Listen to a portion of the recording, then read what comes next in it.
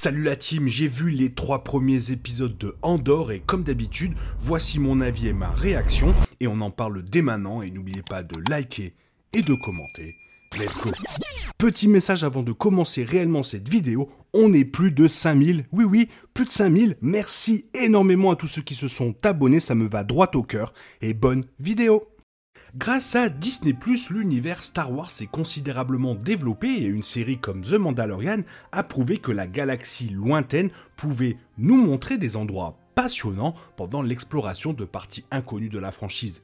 Andor, la dernière série Star Wars créée par Tony Gilroy, est dans une position qui ne peut pas être comparée à des émissions comme Obi-Wan Kenobi et le livre de Boba Fett qui ont profité de la nostalgie des personnages pour nous offrir 2 séries plus basées sur du fanservice. Mais d'autres projets comme Skeleton Crew et The Acolyte apporteront d'autres choses dans un univers si vaste que l'on pourrait bien être surpris par leurs histoires.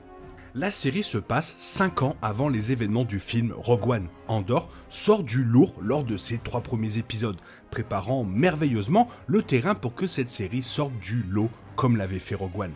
Dans les premières secondes de la série, nous voyons une pluie battante, des néons brisant l'obscurité, la musique y a sa place et une très bonne place, et un personnage dans un manteau marron. Clairement, un petit hommage à l'un des meilleurs films de science-fiction, et si vous avez la ref, mettez-la en commentaire. Ce ton sombre de science-fiction noire est celui qu'Andor tente de mettre en place dans ses 3 premiers épisodes, avec une petite touche de trailer d'espionnage moderne qui rappelle déjà certains films d'espionnage. Le showrunner Tony Gilroy n'est pas étranger à nous proposer des histoires de complot opérant dans des zones moralement grises avec des voyous prêts à faire tomber une entité plus grande, sans aucun doute plus perverse. Il ne faut pas oublier que le gars avait pondu les scénarios des Jason Bourne.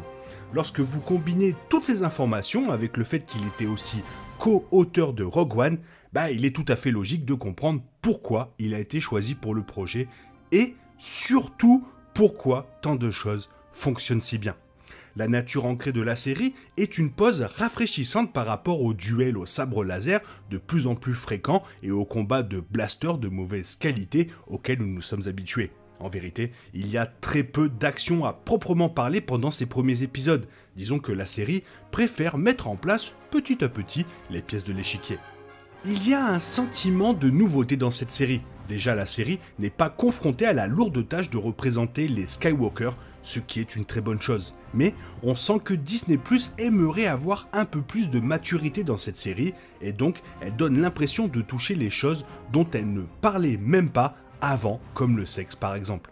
Attention, cela ne veut pas dire qu'Andor est une émission strictement pour adultes, mais c'est une série bien plus profonde que vous ne le pensez, sans jeu de mots. Les scénaristes ont fait du très bon boulot avec ce début de saison, ce qui est encore une fois quelque chose que les récents projets de Star Wars réclament. Les scènes de dialogue sont teintées d'humour sans trop pousser le bouchon, prenant son temps pour que les personnages aient des conversations significatives plutôt que des scènes conçues pour nous annoncer des personnages que l'on connaît déjà ou peut-être du fanservice. Pour une fois, on a vraiment l'impression qu'ils ont pris leur temps et surtout qu'ils ont bien dépensé l'argent. En regardant plus près, on pourra s'apercevoir que Jonathan Freeman et Adriano Goldman, tous 2 lauréats d'un Emmy Award pour leur travail sur Boardwalk Empire de HBO et The Crown de Netflix, respectivement, sont dans le projet. C'est l'œil de Goldman qui guide les 3 premiers épisodes, avec une abondance de plans suivis de steadicam combinée à une bonne quantité de gros plans, nous mettant dans une position immersive pour s'attacher au perso. L'angle bas et la position souvent à hauteur de la taille de la caméra aident également à transmettre le message que nous sommes avec ces personnes au niveau le plus bas de la résistance, nous aidant à nous connecter plus facilement. Tout cela apparaît comme soigneusement tracé et en aucun cas accidentel, donc très bon boulot et si c'est comme ça tout au long, ce sera vraiment la meilleure série Star Wars. Diego Luna monte sans effort sur le devant de la scène en tant que Cassian Andor. Nous en apprenons beaucoup sur son attitude sensée dans une altercation dans laquelle il ne dit aucun mot, mais dit finalement tout ce dont il a besoin plus tard avec une vulnérabilité dans ses yeux incroyable. Luna est sur une corde tendue, combinant un sens valable de la paranoïa avec l'ingéniosité d'un survivant. Chaque personnage semble avoir eu beaucoup d'heures de travail afin de nous rendre des copies parfaites. Bix, interprété par Adria Arjona, en est un parfait exemple. apportant de la chaleur à chaque fois et un véritable sens à une longue histoire personnelle entre elle et Andor. Ensuite, il y a Stellan Skarsgård et Fiona Shaw, dont le niveau ne fait qu'élever n'importe quelle scène dans laquelle il se trouve, ajoutant encore plus au sens d'Andor en tant que pépite parmi les pépites. Et quant à l'antagoniste d'Andor, il est présenté comme une menace relativement nouvelle. L'ennemi d'Andor est enveloppé d'uniforme et est donc beaucoup plus intimidant. Kyle Soller, en tant qu'inspecteur adjoint Karn, est chargé de diriger la chasse. Il est convenablement visqueux, apportant avec lui un air de terreur chaque fois qu'un de ses sourires sournois apparaît à l'écran. L'épisode 1 fait un excellent travail en jetant les bases de la série, en nous réintroduisant Cassian et en établissant ses complices au fur et à mesure. Mais à qui faire confiance ? La petite ville industrielle dans laquelle nous passons une grande partie du temps sert efficacement. N'importe qui peut être votre ennemi au plus fort de l'agitation provoquée par l'Empire. Il y a un sentiment tangible que nous passons du temps avec les gens qui vivent réellement au jour le jour dans ce monde, plutôt qu'avec quelques élus dont nous suivons si souvent les histoires. Sans rien gâcher d'important, l'épisode 2 continue de nous donner un aperçu des origines et des motivations de chacun des personnages, sans nécessairement faire avancer considérablement l'intrigue globale.